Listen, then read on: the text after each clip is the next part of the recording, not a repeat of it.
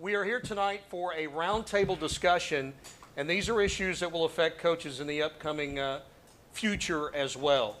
It's entitled 1 Year Later, Social Justice and Equality, and to some extent dealing with the pandemic too, and COVID-19. It's been roughly a year since we've heard the names of people such as George Floyd and Ahmaud Arbery and Breonna Taylor. And those names have been pushed to the forefront of the American social conscience now. And we will have to deal with these. So let's have an open and honest and frank discussion about it. I'm going to go ahead to you now and introduce our panel that we have assembled tonight. I'll start from the left. Dr. Marcus Bright. He's a scholar and higher education administrator, writer for the publication Diverse Issues in Higher Education. Also with the 5,000 Role Models of Excellence Project, and the board member for Rising Coaches. Please welcome Dr. Marcus Bright. To his left, in his first year as head men's basketball coach for the Siena Saints in Loudonville, New York, he led them to the Metro Atlantic Athletic Conference regular season and tournament championship in 2019 and 20. 10-game winning streak in that year, the third longest in Siena's 80-year history of basketball. His team was Siena's first ever also to be awarded the National Association of Basketball Coaches Team Academic Excellence Award for achieving a 3.0 or better team grade point average. And he was a Siena alum as well, played professionally in Italy. This is Coach Carmen Maciariello. To his left, head men's basketball coach at North Carolina A&T University in Greensboro, North Carolina, the MEAC Coach of the Year in 2019 and 20. The North Carolina A&T's 12 MEAC wins in that season, the most ever by a first-year Aggies head coach.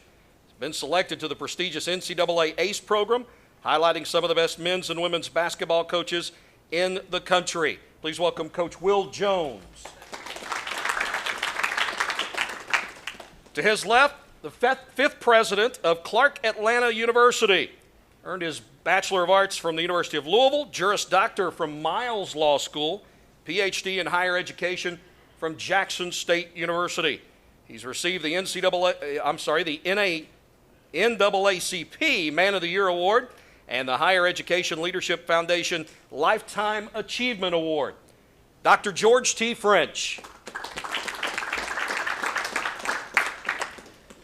To Dr. French's left, Senior Associate Athletics Director here at Georgia State, Senior Women's Administrator, Chief Diversity Officer, LGBTQ, ESPN Plus color commentator for women's basketball, two-time All-CAA basketball player herself here at Georgia State, Female Student Athlete of the Year while she was here as well. Please welcome Kelcey Roegiers.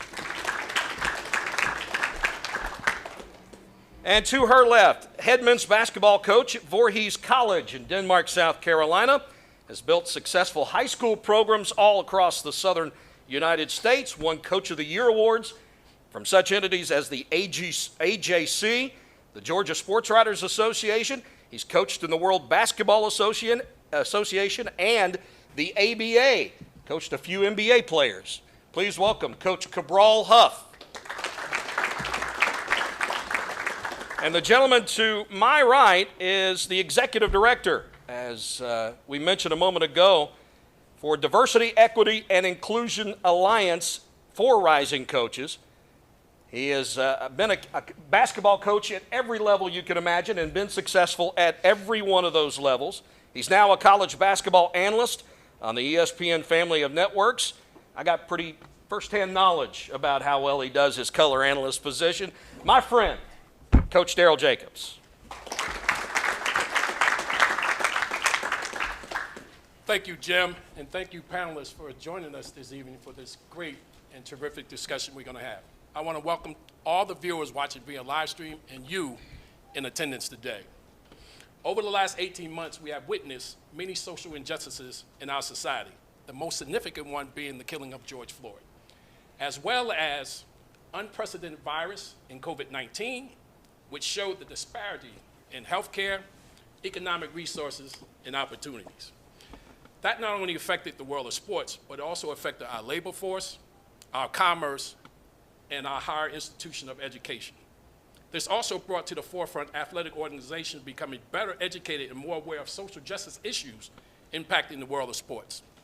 We have seen a rise in anti-Semitism, Asian hate crimes, the continued racial unrest, and of course, gender violence in our society. So I'll start with the first question, and I'll start with Dr. French with this question.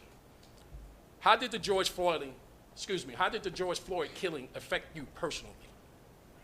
Well, personally, as a man of color, incidents of racial inequity are nothing, of course, new to me. But to live long enough to see the social changes over a number of years what was more disturbing to me than anything else. I went to private schools all of my life. As a matter of fact, for my high school, out of 400 graduates, only 4 of us were black. So I had no problem interacting with my white brothers and sisters at any time in my life. From law school or PhD work, they're there. Live on the same streets. We worked in the same corporations. So it was what I consider to be, honestly, a very civil culture and society.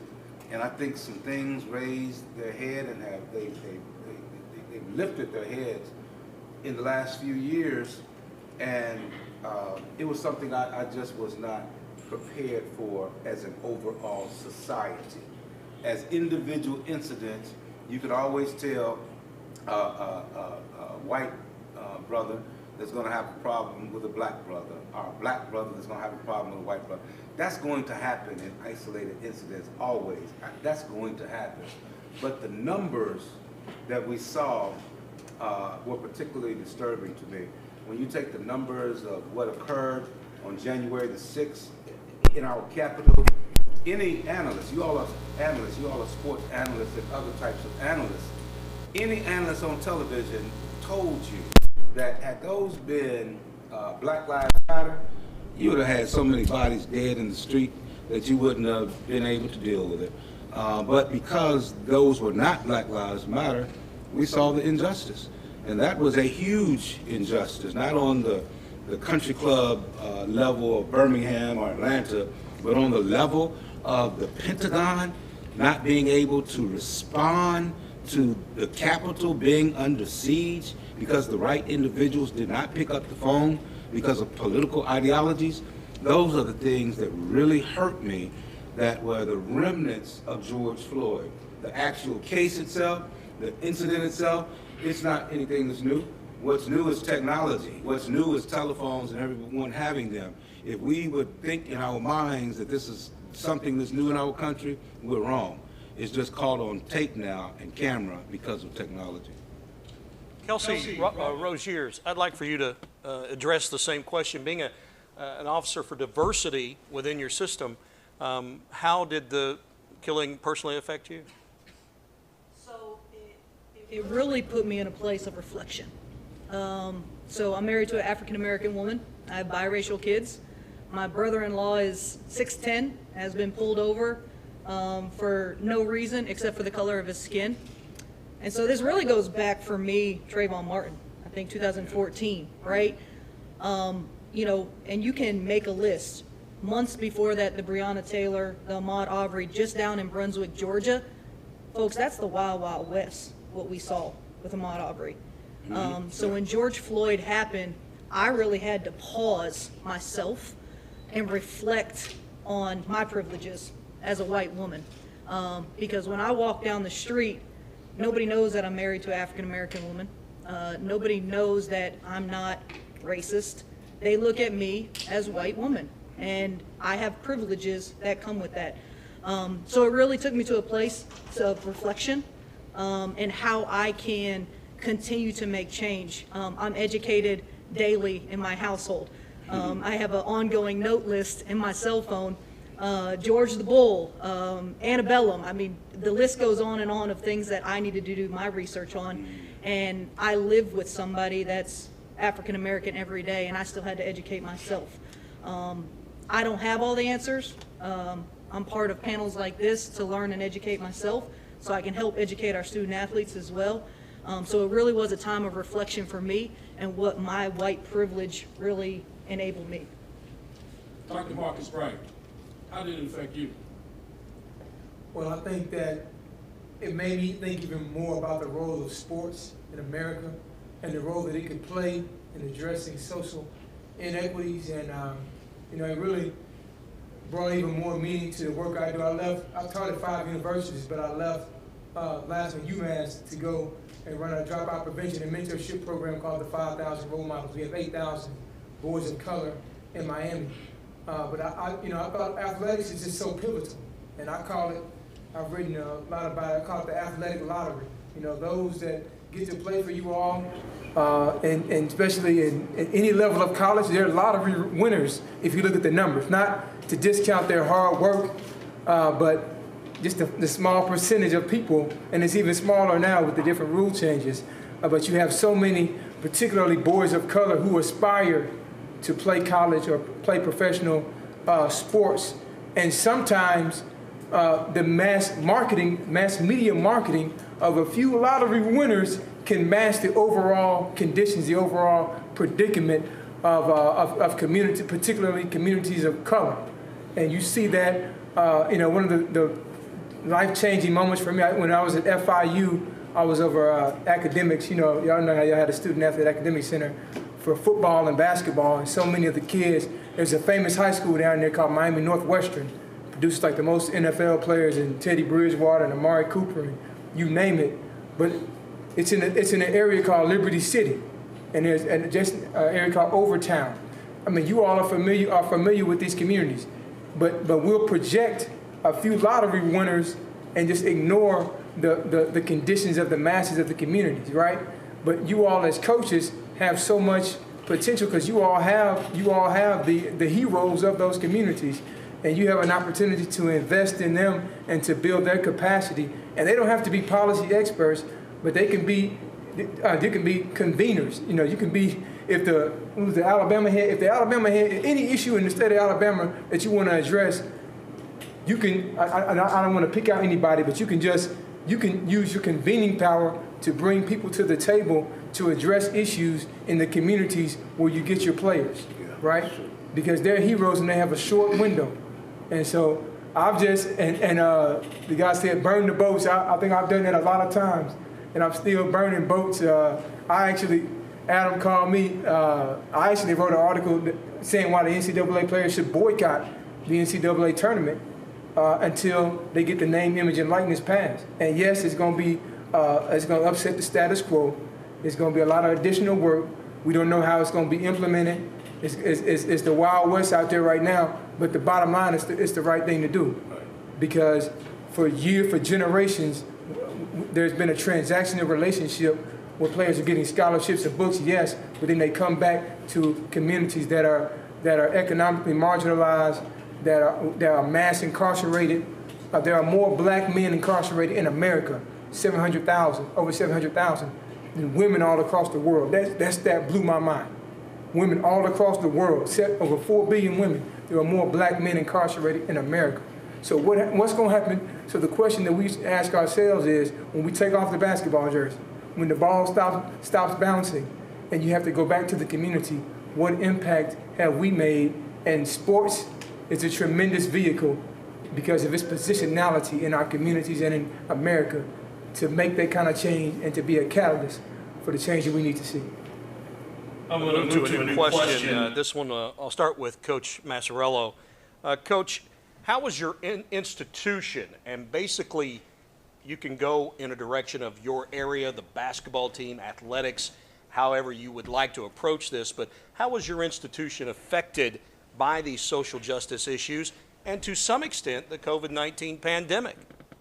Yeah, I think you can look at it twofold, right? Obviously, I think with the murder of George Floyd, and I thought it brought a need to acknowledge and also face the race history and then where we are in this moment in time, in the present with this race history, right? And we're all, especially us white people, we have to make sure we're not dropping that torch, right? We want to make sure we're continuing to light another torch and educate one another. And I found that as a leader, not only could I speak for my players and have their back and show them I love them, but now you're having all of these issues that have been in the past that now are caught on cell phones and that are on mainstream TV, and you have a leadership at the highest level of the government that is not being a leader to those words that I take pride in, right? Being a leader of a program of young men and leaders of young women, and a leader in my community, my obviously area, not only in trying to be a leader in today's society, but you want to make sure that message is being heard because people are looking up to you. So my players knew I had their back, and I didn't need to ask for approval from my president of our college, who is a great man who was in the military and who was in Congress. And Dr. Chris Gibson does an amazing job, and he had our players back. And I think through some of these social justice issues, we were able to address issues and talk about the national anthem and talk about how we did have a voice and we did have a conversation with people in our community. And we have a mission officer who is a priest who was in the Navy, and we have a person who was in our basically fundraising office who was in the Army, and our president, like I said, was in the Army. So we're able to talk, and we have older men. Our athletic trainer's been at Siena for over 30 years. He taped my ankles when I played. And then I have players from all different walks of life, from Kent County, Maryland, a young man who just tried out for the Memphis Grizzlies today, who graduated with over a 3.0 and was a first Division I player from his school, who didn't play at all as a freshman in college, played for 3 head coaches named Manny Camper. And so those are the guys I do it for. But I think we were able to address issues. We were able to create dialogue on our campus. We created an edit group. We have a diversity and equity officer that works with the president. We had a Juneteenth celebration for the first time at Siena College on campus to celebrate. So I think that's the positive. I'm always going to look at the positive, and obviously all of our hearts broke as we saw a man in George Floyd who was a son, who was a father, who was being murdered. And then you even talk about the issues behind that, how a police officer that had a record was even allowed to be working. So now you talk about police reform. I'm not talking about defunding the police. I'm just talking about reform. Let's put that money into education. Let's have a national data bank for police reform where we can actually know if someone's charged in one county, he can't just move counties and have the same job and be hurting more people. So I think there's a lot of issues, but that's also why I started Coaches for Change organization, and I put together brothers and sisters from all across the country, strength coaches, men's coaches, women's coaches, and over 200 strong, just to be able to educate, because we want to light as many candles as we can to educate one another. And I think that's what this is all about. And Daryl and everyone here, thank you for the time. But I think we have to be able to have a voice. It shouldn't be something that you turn on a Zoom and you think, okay, well, I feel good about myself on Sunday night at 6 o'clock. I can close that computer and the day is done, right? It's not something that our African-American brothers and sisters and people of color can address. Us white people have to address it, and it can be non-stop. Just like Coach Riley from South Alabama said, you have to be relentless in your pursuit. Well, we have to be relentless in our pursuit of erasing racism.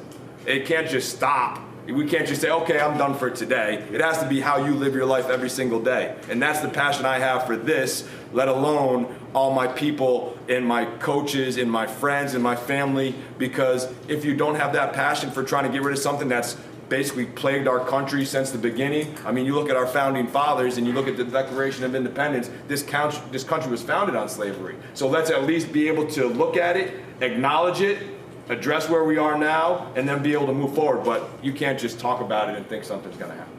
Yep.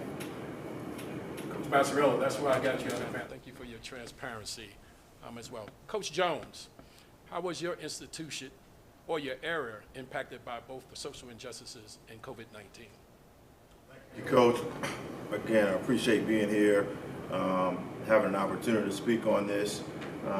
Me being from Charleston, South Carolina, from the South, okay, I was taught and brought up to recognize what's going on around me, right? And having a chance to go to an HBCU, work at HBCUs, work at PWIs, go into hometowns, and recruit kids and see where they come from. And I tell our guys all the time, right now, right, we're comfortable as a society. Before George Floyd, before everything went down, this generation of kids were comfortable.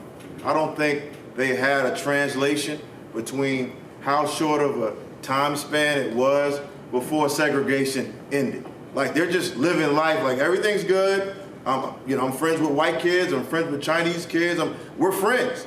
The kids that we deal with and we coach every day, right? They didn't realize really what was going on, right? Until these type of things started to happen in a consistent basis, right?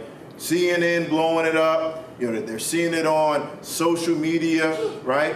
And I applaud, right, this generation of students or athletes or kids that are in college. They got together and said, okay, we're going to try to fight this thing. All right, we're going to try to figure out how we can make an impact. And I think players, students, whether, the organizations that they started or joined, I think it's commendable for what they've done.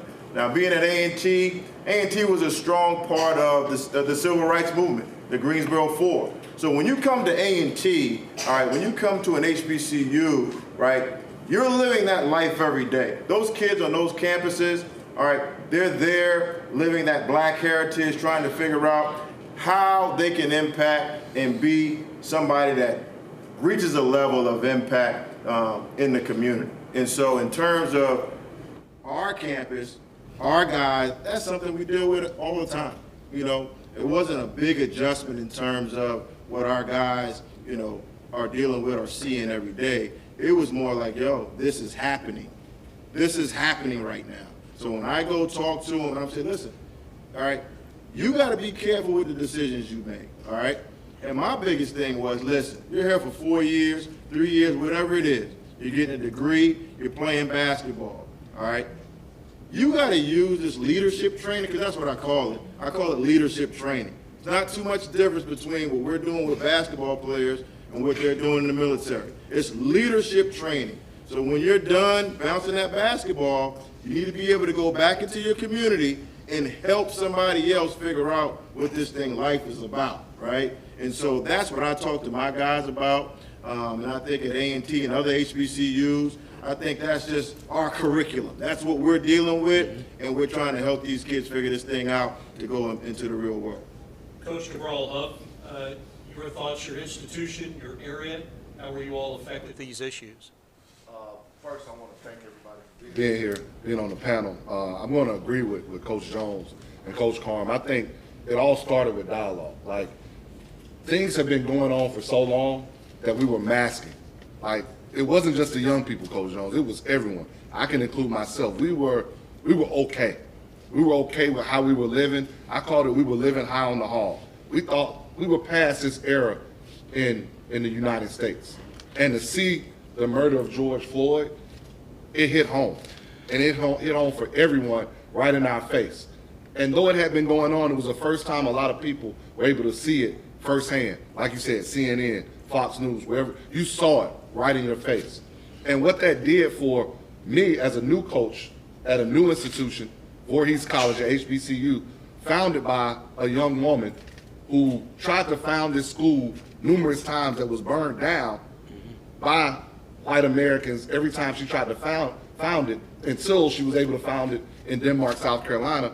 I was able to talk to our kids and have real dialogue that we haven't had before. That rage, you saw the protests that were going on. There were young people who were upset. They had rage inside of them because they had never felt this and seen this before in their life. So it also brought some things we had to talk about with mental health. Like, they hadn't seen that before. They may have grown up in a bad neighborhood and saw kids get shot or whatever, but they haven't seen the murder of a black man by a police officer.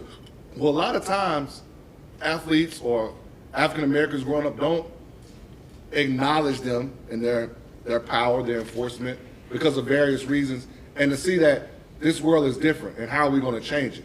So we had to have some real dialogue, some real conversation. Had to bring in different people to talk to my young men about whether it was a police officer, whether it was a lawyer, whether it was a preacher, whether it was just someone to talk to them about their mental health. What do we have to do to change the dialogue, to change what's going on in this country? And I think that was what we really did at Voorhees, because we're in a rural area. It's a lot different than myself who grew up in Atlanta. But still, just to see those things, it was started with the dialogue that we've had up here, the dialogue that Coach Carmen started, Coaches for Change, the dialogue that Kelcey and I are in Embrace Us, which is an organization that's made up of media, that's made up of college coaches on men and women's side, that's made up of administrators like Kelcey who come together and say we want to transform, empower, and promote to help change this. So that's kind of what we did at Voorhees and myself. Talked about students. We're going to piggyback off you talking about students. And I'm very interested to hear the answer. How was your students' response or student athletes' response to the George Floyd killing? And what was that discussion like? We'll start with you, Dr. French. So, again, DJ, this is an excellent panel, and I appreciate, and I love what my sister said. A lot of times as panelists, we have the perception that we're here to share our knowledge and our information, but panelists have the best opportunity to be surrounded by people like this to learn so much. So I really want to thank each of these panelists for this opportunity to be with you. My student athletes, they took it very, very toughly. And they took it because one of the reasons they took it as they did, and I recognized it, because I saw when George Floyd came on to the screen and the shirt that he had on and his buff body, he's not like everybody else necessarily in the community. You see that you have these white officers who are saying, I'm going to come in with a tremendous amount of force based on the way that this man looks. That's who you all are. That's who you all are. Look at these athletes up here. They're not even playing anymore, but they look like they could go out on the field right now. Look at you all. You all are the most buff ones in the community. Same thing in the African American community. Those are the most, they have more problems, and they deal with some issues that some of our other brothers don't even know about, because you have in some instances, an oppressor who's going to prove his oppressive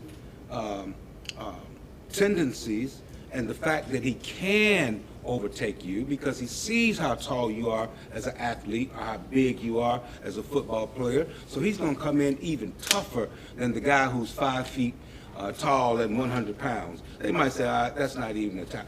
So my students are leaders. The student athletes are some of the best leaders on campus, and we're intentional. We're intentional in doing that.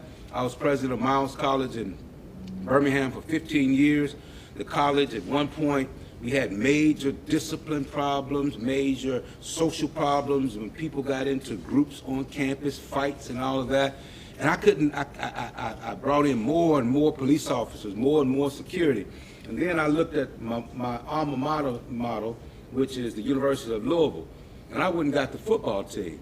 And I let the football team know that they are responsible for security on campus. They are responsible when the guys who come from the neighborhood and their little gang want to go over and beat up on 4.0 students who are 5 feet tall. No, go over there and deal with that football team if you want to deal with somebody, and it doesn't happen. So you get them on campus, and they become the peers. So instead of the president riding by and telling, which I do, roll down my window and tell the young man, pull up your pants. We don't act like that here. I stopped doing it because the football team and the other athletes were the ones who say, wait, bro, we don't represent like that. And that peer-to-peer respect was so much more effective than coming from the administration. So a lot of my athletes, they led the marches. We had civil marches. We made sure that in our marches, though, that we gave orders, just like Martin Luther King and Abernathy did before they got started. There are certain things that are going to happen to you, and you have to be ready. This has to be your response. One of ours was, the students from Clark Atlanta, Morehouse, Spelman. If you see some idiots getting in the middle of our circle and they start violence, they've got to go, and you can't replicate that. So they policed themselves, and they did an excellent job on my campus. Roegiers, the reaction from your student athletes? Sure. So it's a combination of a lot of things, right? We had some student athletes who were hurt and had rage. We had a portion of our student athletes who were numb to this. They've seen it for years. They've experienced it themselves. And then we had a portion that were ignorant to what was going on. And so we as administrators and coaches had to pivot to make sure we listened to those that were hurt and raging, that we empowered those that wanted to go do these peaceful protests here in downtown Atlanta. We did one for our student athletes. It was student-led. That was very powerful, and we wanted to empower them. They told stories. There were a lot of tears.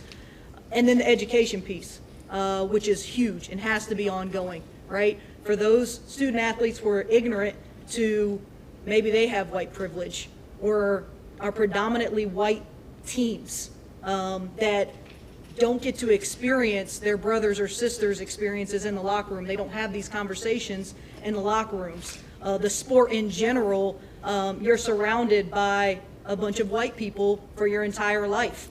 And so the educational piece from that side of things and being able to listen to one another, it kind of filled 3 boxes for us of the range of emotions and then what we as administrators really had to deal with to help our student athletes. Could I chime on one thing you said? Absolutely. It's very important. We talk about everything except the ignorance, the ones who don't know. That's so important. And I'm going to start having pop-up information sessions on campus, right? So when things like this happen, instead of my students going to the barbershop and believing what the guys in there say is really going on, bring in the political science professors, bring in the people that know about social justice. Somebody right now is wondering, well, what's the difference between the government of Haiti and the United States? So that government, that president was just assassinated. What will the repercussions be on our nation today? So I need to have these pop-up sessions to explain to our students what's going on. Because if you're in a group of 10 dudes and everybody acts like they know what's going on, if one person doesn't, he's just usually going to be quiet. He's not going to say, I don't have a clue about what you're all talking about. And even if he does, the person who instructs him may not be able to take it from the beginning. This is how it all started with Israel and Palestine, and this is how we got here. Now this is where we are. So true education is very important. Thank you. Dr. Bright, you mentioned mentoring young students, young athletes. How did they react?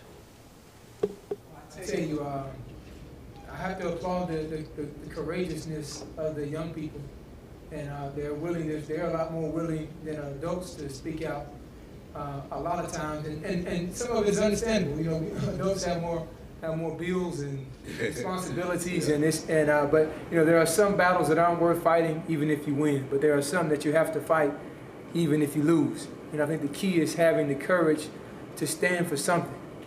If you don't stand for something, you'll fall for anything. But I've been so blessed. I just came up here last minute from Miami, but I've been so blessed just being here. And you all have the magic in this room. And I saw, you know, something that I'm gonna take back is we have big chapters of boys in 110 schools, but the kind of attention to detail, no one is more invested in the success and maximizing the potential of young people than you all are. You bet in the house on it. Like if I'm a professor, or even if we call them site directors, if a kid drops out of school, if he fails class, you can go on the next day. Right. If you all's kids fail, if they don't maximize their potential or talent, you're fired. You lose your job, right? So that's why you have, I'm gonna say, man, because I can't get to all these students, but the coaches, I call them 110 coaches, are you putting this kind of attention to detail? Do you have 188 slides like Nate Oates and examining the closeout, but just that, the formula that you all have is transferable to other arenas. And I think that's one of my missions in life, because I think it blew my mind going to a Miami Northwestern football game when I first went to Miami. It was the year Ja'Cory Harris was the quarterback. They had like 4 receivers, South University of Miami. Like, I had never seen such excellence on the athletic field, on athletic courts and arenas. How can we translate that to other, to other endeavors, right? If we translate what you all have, the magic that you all, the intentionality, the attention to detail that you all have, and just transfer it to any other segment of society, then we'll be where we need to be. I'll move on to a question about recruiting for the rest of the coaches on the panel. How has recruiting changed as a result of these issues? And you can throw in a little bit about COVID-19, as it's something you never had to deal with ever before. So, Coach Maciariello, if you would just talk a little bit about how recruiting has changed.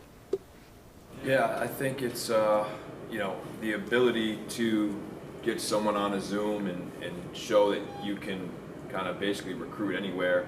It obviously made it hard because you're not able to have that human interaction.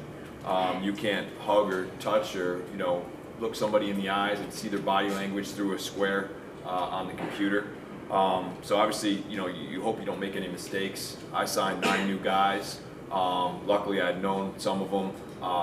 2 of them are graduate students that were in leadership roles at BCS level schools. Others I was familiar throughout the recruiting process when they were younger, when I was at different schools.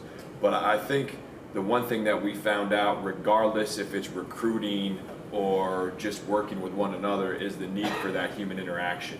That the fact that you can't live a life through a computer screen, and I think now, even seen in society, you want to say that people are thankful for getting out of the pandemic, but with some things I've seen just out in the public, there's a lot more people that aren't as understanding and appreciative of what we have, and they rather snap and yell at somebody for not wearing a mask or yell at somebody for wearing a mask. And there's just so much anger out there. It's like, everyone needs to take a step back and realize we need to be thankful for what we do have. And so the fact that we could recruit and find a way to overcome, we did on campus and virtual tours or drive-through campus tours. I think us as a people, we've been able to adapt since the beginnings of time, right? From cuneiform in caves and drawing and writing with sticks. And we've been able to find ways to adapt and overcome, and I think that's what we have to do and continue to do. So, I think people are people. You're going to be able to build relationships if you can do it, and you're going to find a way. So I never really get caught up in the recruiting. I think who you are, if you're a genuine person, that shines through. Eventually the smoke and mirrors, eventually crack and break and evaporate. So at the end of the day, I think you just have to be who you are and continue to live the best you can and make sure you're putting your best foot forward. Coach Jones. Coach Jones, being at a historical black college, I'm interested to hear, how was your recruiting impact, particularly centered around the social injustice issues?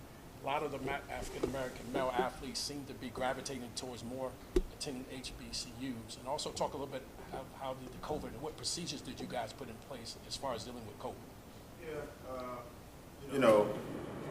Talked to my team about it.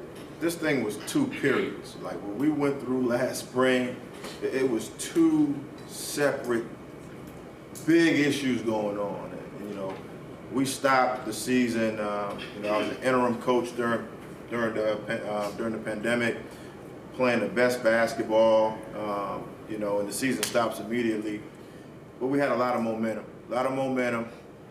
So in terms of the basketball side, like Coach said, relationships, all right, recruiting, all right, it's relationships. That's what it is. Being able to connect with people, whatever race they're coming from, and show them how you can help them be successful, right? How you can help them be successful with your university. And, even before this name, image, and likeness, a partnership, right? For a long time, it's been, what can you do for the school? And now it's like, okay, let's put this thing, let's make it even now. I'm doing something for the school, you need to do something for me too. Like, it's a give and take thing, but in terms of the recruiting piece, I thought at A&T, being at the resources that we have in an HBCU, all HBCUs aren't the same, and I'm saying that loud, okay? All HBCUs don't have issues with budgets, don't have bad facilities, don't have issues in academics. Okay? What you say? I didn't hear you. All HBCUs aren't the same. Thank you. A&T is the largest HBCU in the world, and I started saying that when I took the job because I needed to let people know that, okay? I worked at PWI, mid-level universities, and I said at my desk, like, man, I have the same resources here that I have at A&T that I have at these other schools, so Why is it looked upon that we can't recruit that type of level player? And so I'm the same guy. You know, I say I got a different polo on today. The color's different, right? I'm in a different league, but I'm the same person that walks up in that high school, that walks into that home. Nothing changed about who I was. So that conversation that I have with that family or that kid, it's the same conversation. I need to put in front of them what it would take for me to help them be successful in their life. Obviously, they want to be, most of them, they want to play professionally. They want to be a pro at what they're trying to do. My job is to help them be a pro, all right, but also now, especially with this social injustice, help them realize that you can be a pro outside of basketball too, okay, and put those things in front of them so at least they get a taste of it. All right, we got one of the biggest career fairs on the southeast at A&T. And so one stipulation you have to interview if you're a part of my team. You have to go for an interview. Interview with IBM, interview with Microsoft, get an internship. So that you go overseas and play 2 or 3 years, you can don't call me back and say, Coach, I want to be a coach.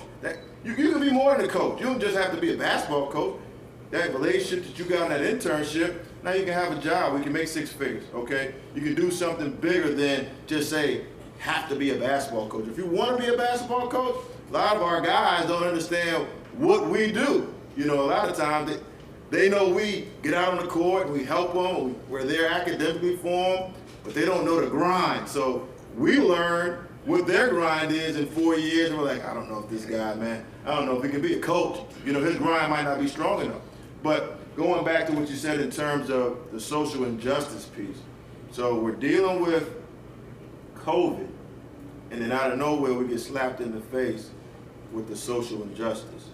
And so now I'm picking up the phone, I'm talking to kids, and they want to know more about North Carolina A&T. They want to know about Roegiers College. All right, they want to be around more people that look like them, okay? And so now for me, I'm like, okay, you want more information? All right, I can give you this information, all right? Now, you know, obviously I tell people all the time, Zion Williamson gonna go to Duke, he's gonna go to North Carolina, okay? That's just how it goes a lot of times, okay? But there's some kids right there in that middle, all right, that they need North Carolina A&T, all right? They come from communities that need that type of curriculum, all right? All right. You know, some parents say, hey, Coach, my kid's been to a private school all his life. He hadn't been around a lot of people that looks like him. I want him to go to an HBCU. See, you don't hear those conversations. That happens a lot because they're afraid that they go out in the community and they've been around a lot of white kids, you know, they're friends, but they don't have the same privileges, right? They don't have the same privileges, all right, to walk around as freely as they think they do. They're going to be the one that's attacked, all right? They're going to be the one that's had to deal with the issue, but they haven't had to deal with it because they've been sheltered or it's been masked for such a long time, okay? Their parents want them to be around individuals more that look like them, right? And so we were able to be very successful in that. We ended up signing one top 100 kid at A&T, you know, and I say it all the time. The kid that we got was an American kid, right? He was a kid that grew up in Dallas, Texas, right? All right. He made a decision on his own to go step out and say, hey, I want to go to an HBCU, right? His friends that play for different AAU teams in the Nike League and the Adidas League, they know who he is. I got recruits coming in and say, oh, that's Duncan's, that's his locker, he goes to school here, and then that helps us get more attention from the same type of kids. And that's something I'll take away tonight. As you said, not all HBCUs are the same. I think for a long time they were placed under an umbrella, and I think that's the thing I'm going to take away from tonight. Coach Huff, I'd like for you to also discuss how recruiting was affected for you. I'm in a little bit different situation than these two guys. Obviously not being a NCAA Division I school, but also by getting a job October 27th.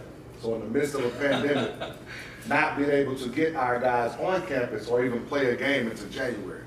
So it goes all the way back to relationships. Like, this is a relationship business. Everything that we've heard this weekend is great. But if you don't realize it's a relationship business, and especially when it comes to recruiting, then you'll never get it done no matter where you are, HBCU or not. And so I had 5 guys on my roster, October 27th. And I had to recruit a team to play January 12th, with them getting on campus January 4th. So you do that through relationships. They couldn't come on campus. Some of them didn't even know who I was until I reached out to them.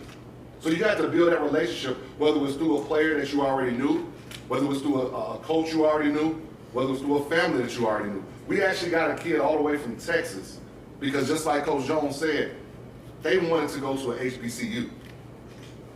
And because times were limited in COVID, we were able to get that kid. But also, every HBCU is not the same. Through COVID, through a pandemic, through social injustice, I was able to build that relationship November and December with us not playing by having that relationship and building that relationship with our team.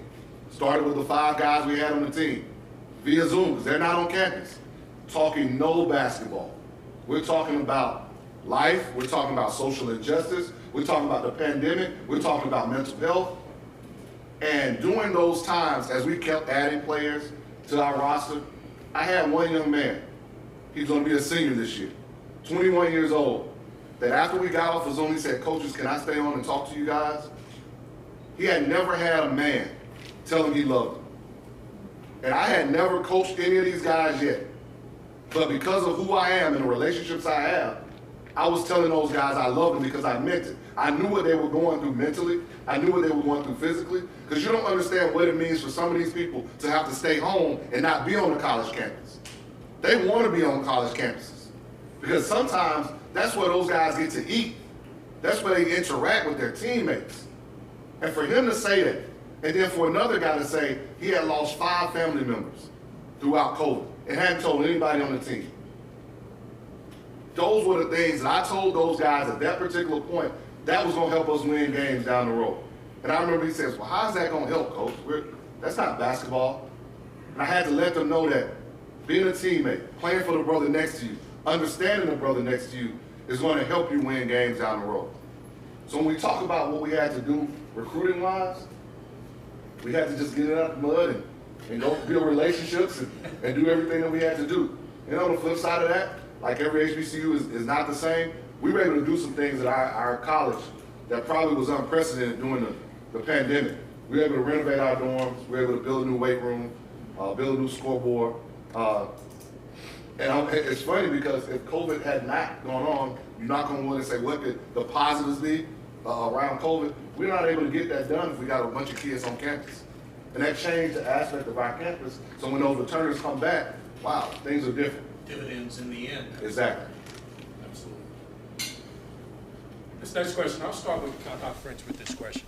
What measures or initiatives did you put in place at your institution or within your programs regarding the social justice issue and COVID-19? Well, the measures that we put in place included more emphasis on our history as social justice advocates, and not just social justice advocates, but as the originators of social justice thought, study, research. I say that because W.E.B. Du Bois was our faculty member at Atlanta University, world famous sociologist, academician par excellence, who established the first School of Social Justice in the United States there at that institution. And Du Bois studied the racial inequities of not only Atlanta, but of Philadelphia and other cities. And Du Bois, my faculty member, was the lead consultant for the Department of Labor decades ago to tell them where the trends were in inequities within the employment sector. What pockets within South Carolina or Georgia had these mining camps where African Americans are not being given any opportunities for employment outside of the mining sector. He fed the Department of Labor all of these data to develop the policies that we have now. So the main thing we did was what my sister said again, was to educate and educate and educate. And the last example I give you, when I was at another school, the SGA president walked into my office and she had all of these demands, and she said, we are protesting in 1 hour. And I had to sit her down. I'm like, let me explain something to you. Before you protest, give me your demands. And let's talk about the demands. Protest is a last resort. You don't jump to protest. So that happened again at Clark Atlanta. And the young lady, of course, a different school, different SGA president, she said, we're going to protest. I said, but why? Tell me what it is you want. She gave me her list of demands. I went down the list of demands, and I said, you've got 4 demands, 3 of them, I don't think that you're asking the university enough. She looked at me like, oh my God. I said, you need to be asking for more. If you don't get it, let's go to the next level. But right now, you're getting everything you wanted and more, so why are we talking about protest? And that was a simple lesson. And finally, I had to say the same thing with social media. We have to teach you on your job. If your boss gets on your nerves and asks you to do some things you don't feel like doing, go through the process of management. Don't go home and put it on, call him an MF on Facebook, because he's going to find out that your job's going to be gone. There are processes that you have to follow to live in this society, and that's one of the things we talk about. Kelcey Roegiers posed the same question. You're in an office that deals with initiatives like this. What do you see in the future as far as policies and initiatives go at Georgia State? Sure. So, what I would tell everybody in the room is it really starts with leadership, right, at the top. And if that message isn't coming down, it's going to make your jobs a lot harder. So if you're a sitting head coach, you need to be asking your sports supervisor, your athletic director, what those core values look like. We are trying to build a holistic student athlete. That comes from my boss's mouth. So when we go on trips, we want to provide an educational experience for them as well. And so a really cool thing that our conference did in the Sun Belt Conference, which we have a lot of schools within the civil rights movement, right? We had a civil rights trail. All right, so when we go to play Arkansas State, or if we're going to Louisiana, right, we don't want to just go and play. All right, we want to take them and give them an educational value piece to this civil rights trail and this civil rights movement. And so I thought that was a really cool thing that we implemented and we encouraged our coaches to do. Obviously with COVID, that's a little bit harder to get into places, but even restaurants, right? Like, so the Sun Belt composed an entire pamphlet of each school in the city of places to go eat that are historic and add educational value. Another thing we did here at Georgia State, we teach a GSU 1010 course, which is a freshman learning community. Every student on our campus has to take it. It's 1 credit hour. And we got the support from our president to add a component in there about social injustices. So along with sexual misconduct, Title IX, how do you even open your email account, email a professor, we added this component with the approval of our president, which I thought was great. Moving forward, again, the educational piece. We've got to continue to have constant dialogue and education to all of our student athletes, and also provide them a safe place. They've got to know that there's a safe place to have these conversations and meet people where they're at. I think that's one of the biggest things throughout this that I've learned as well is you've got to meet people where they're at, all right? And so if you meet them where they're at, they're not going to be as shy to communicate. We put an internal committee together, and I had a coach come to me, and he said, Kelcey, it was all voluntary, who wanted to be a part of this internal committee? And I had a coach who coaches a predominantly white team who said, Kelcey, I am so ignorant about social injustices and what's going on in our community. I just don't think I'm the right person on this committee. I said, time out. You're exactly who I want. That's who needs to be on this committee, right? Because I need you to be educated so you can touch your young men and educate them. You guys as coaches touch these young men and women more than administrators do. All right, I have a brief stint that I get to know them and dig deep into them outside of the court, but you guys as coaches pour into them every day. And so we formed an internal committee. We're in a transition of a president. We just hired a new president. And I'll be really frank and transparent with you. I thought we could have done more, right? We did a few things here, but I'm looking forward as our new president is coming in and our outgoing president leaves. To no fault of Dr. Becker, it's just that transition period of getting things approved and pulling the red tape off of things. So we could have done more, and I hope this upcoming year we will do more. Running short on time, we're going to go to our final question, and Coach Jacobs is going to start with Dr. Bright. Dr. Bright, prior to this past spring, minority coaches, particularly black coaches, has always been hired at an extremely low rate. Out of the 47 Division I men's basketball jobs that were available this past spring, 24 went to black male coaches, 51%. But on the other side, on the women's side, 34 jobs were available, only 7 went to black coaches, 6 which were women. What are your thoughts in seeing more of these opportunities for coaches of color and gender? I think it's all about opportunity and how many African-American coaches are in the pipeline or get those kind of opportunities. And I'll just, let me, it's a different sport. Let me just say, I looked at Nick Saban's coaching tree, and you have all of these coaches that were, he's had all of these black players. I'm just going, you know, he's had all of these black players, but his entire coaching tree of coordinators, except for Mike Loxley, were white, right? And it's not, is it, and it's not about a lack of talent, but sometimes it's about a lack of opportunity. But it's also, you know, you also have to look at players. You know, when it is that you have a platform or a position of authority, which the players had how many players at Alabama have come through there and didn't say anything about it? Which is, let me just get in there and try to get to the league. And so I think that's the challenge for all of us. Dr. French mentioned W.E.B. Du Bois. Well, Du Bois could have just been a professor, taught his class, and went on about his business. Dr. King could have stayed at Boston University, got a PhD, been the senior pastor, somebody got tithes and offering, and lived a comfortable life. But think about whatever you can do in your particular platform that can impact the masses beyond just your student athlete. Because I've been trying to hold my powder for the University of Miami, because there are a lot of institutions, we don't talk about it, that are using athletics as their diversity program. A kid growing up in Miami, regardless of your academic credential, you can't go to the University of Miami if you don't run a 4.4, if you ain't on the football team. The valedictorian of Northwestern can go.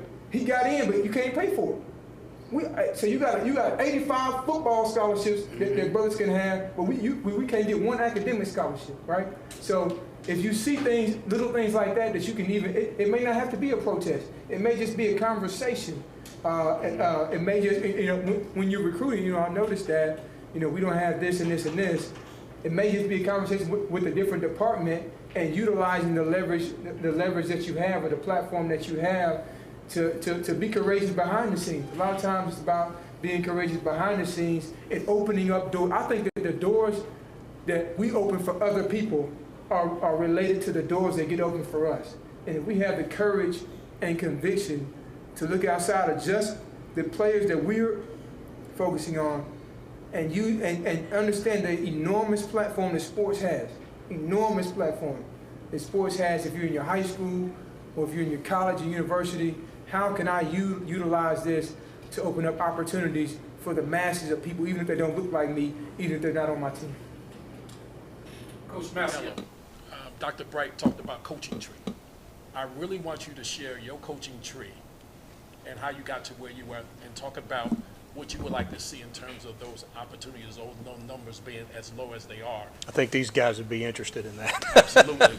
And talk a little bit about your coaching tree, because they really don't know about your coaching tree and how impactful it was to you. Yeah, no, I've worked for tremendous coaches who were black, right? And so, you know, like we talked about, we're all coaches. I had a chance at a young age. I was actually coached by a former Olympian when I was in 5th grade. My first coach at a CYO, Christian Youth Organization, was a guy named Bob Jones. You know, I grew up playing soccer. His son Slade went to play on at West Virginia. But moral of the story, I worked for Ed Cooley, I worked for Joe Jones, I worked for Maurice Joseph, and obviously Jamie and Christian. I took and everyone talked, you know, you hear stories about Richie Riley and Nate Oates, and everyone has a story. My story is a little unique. I was basically told I wasn't a good basketball player in 4th grade at Siena basketball camp. The first time I touched a basketball, that was when Mike Dean was the coach. fast forward, the best player in that camp, fast forward, Bob Byer was the head coach at Siena, and I was told I could be a walk-on if I got good enough. Went to New Hampshire, played for a black head coach named Jeff Jackson, who came from Stanford. Left, redshirted at Siena for Paul Hewitt. Actually gave up a full scholarship at New Hampshire to prove I could play at my hometown school, and I was luckily able to pay for school. My grandfather had saved some money, and he was the one that actually paid for my college education for the 2 years I had to pay. Then I played for Louis Orr my only year, former New York Knick and Syracuse legend. Obviously now he's at Georgetown, tremendous mentor to me. Through that, I built a relationship with Patrick Ewing.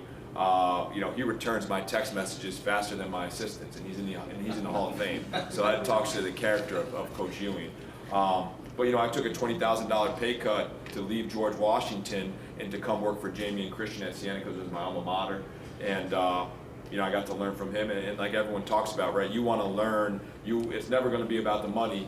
And obviously, it was really surreal today because Mike Young was at Virginia Tech, and before that, Adam Hood was up here on the assistant coach panelist from Texas San Antonio, and Adam was basically a volunteer at BU when I was there. We recruited a young man from Miami, from Coral Reef. His name was Cedric Hankerson. He chose Boston University for the education over Tubby Smith at Minnesota and James Johnson at Virginia Tech. I turned down a job at Virginia Tech. My mentor, his name is Bobby Castagna, he was with the Utah Jazz for 18 years, was in administration for Gary Cunningham at Cal Santa Barbara, worked with Ben Holland and Jamie Dixon, never got that break, never caught that luck. I just had a chance to hire him as my assistant. But he told me, Carm, don't take that job at Virginia Tech. It may be $60,000 more, but you're going to be out of a job soon. And I didn't take the job at Virginia Tech. Unfortunately, James was let go. And I meet my wife the same year at Boston U. And then I end up going to GW. We win an NIT title, and then I'm able to have some vision and say, hey, I got a young family. It's easier to get back home. My wife's from Boston, and I grew up and played at Siena, and I wanted to restore that image and that prestige to that college. And I was able to do it, and now I'm sitting here talking to you about things that are way more important than basketball, because at the end of the day, we have a platform to make a difference, as we're alluded to mentor young men and women.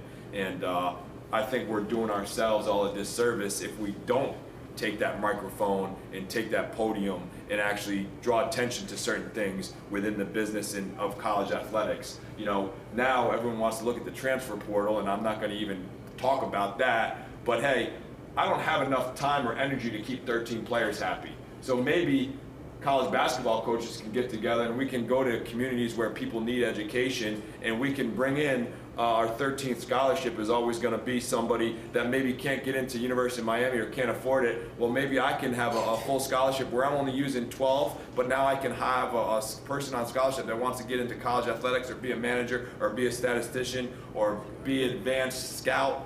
Anything, but why can't we use one of those? I don't need all 13 scholarships. Now, don't quote me on that. I may have 5 guys in the portal, but when it's all said and done, I think there's ways to be creative, and if we can help somebody that needs it, and there's a certain special person, I think that's why you have ADs. I think that's why you have chair members. I think that's why you always try to help people when you have a position of power, and you can foster change and be a conduit to bring people together. Very quickly, Coach, and I won't shortchange you, but Coach Huff and Coach Jones, the question that Daryl posed was about opportunities for coaches of color and gender. Your thoughts on those opportunities and how those have increased? I think the job is just look around in this room. You know, it's black coaches, white coaches. We're in the room together right now.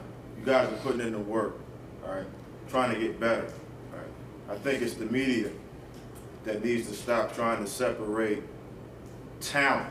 Right? Don't separate me and Coach Carm. You look at our records, they're similar. Look at our accomplishments in the last 2 years, they're similar. So why would you just promote one and not promote the other? All right? There's a lot of black leadership and black talent that can make universities successful.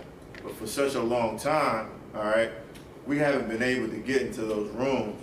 And so some of those presidents, some of those ADs, they've been what the president said. They've been to a private school all their life. They don't know how to interact with an African American coach. All right, and on the other side, you know, some of us on the African American side, we have to make ourselves accessible. All right, and make sure that when we speak to the presidents of the ADs, all right, we make them feel comfortable about what we can bring to their university from a leadership standpoint. It's not coaching. All right, it's not coaching. All right. Half of the AAU coaches are black. Half of the high school coaches are black. Those are the same kids that are leaving high schools and AAU programs and going to play in college and going to play in the NBA, right? So it's not coaching, it's leadership, black leadership. We need more black leadership in the athletic sector, all right? So some of our kids can see that black leadership and they want to be ADs or they want to be CEOs or presidents so they can hire, all right? Not necessarily hire black coaches, hire the right coach for the right job. And so, you know, this spring, I thought it was a great deal having you know, the amount of coaches hired. And I think if you just continue to let the talent rise, the cream rise to the crop, let the cream rise to the top, and I'm pretty sure those jobs will be available for more African Americans. Go ahead, Coach Huff. I think we got out of the mode of comfortability. More ADs, more coaches were able to be uncomfortable. And what I mean by that is they were able to be uncomfortable by hiring someone that does not look like them. To hire someone that hasn't grown up like them, as we've talked about.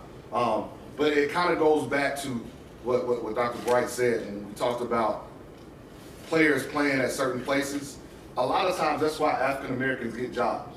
Let's just be honest.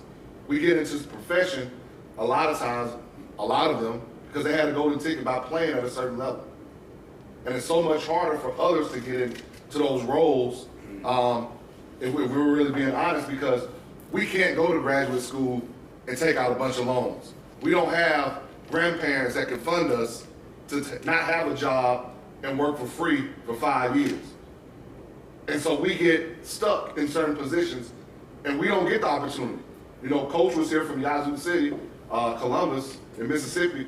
I think he's won 5 state championships. Why hasn't he got an opportunity to get on the college level? There are other guys who've got an opportunity to coach in high school to get on the college level. So those things have to change. We've got to be more uncomfortable by hiring people that don't look like us. And I think that's happened on the men's side. And I know Kelcey may want to jump into this, but on the women's side, it has not happened. Like, unfortunately, it's why are there more men getting hired on the women's side than women? It does not, to me, doesn't make sense. Who better can tell a young woman how to be a young woman than a woman? Like, it's gonna be tough for me to tell a young woman how to be a young woman. And I can't say it won't happen, but it's gotta get better overall. It's not just African American coaches, it's women coaches, it's everything. But I just think we have to get outside our area of comfortability. Goes back to leadership. Yes. That will conclude our roundtable discussion. If you would, please give one more round of applause to our panelists.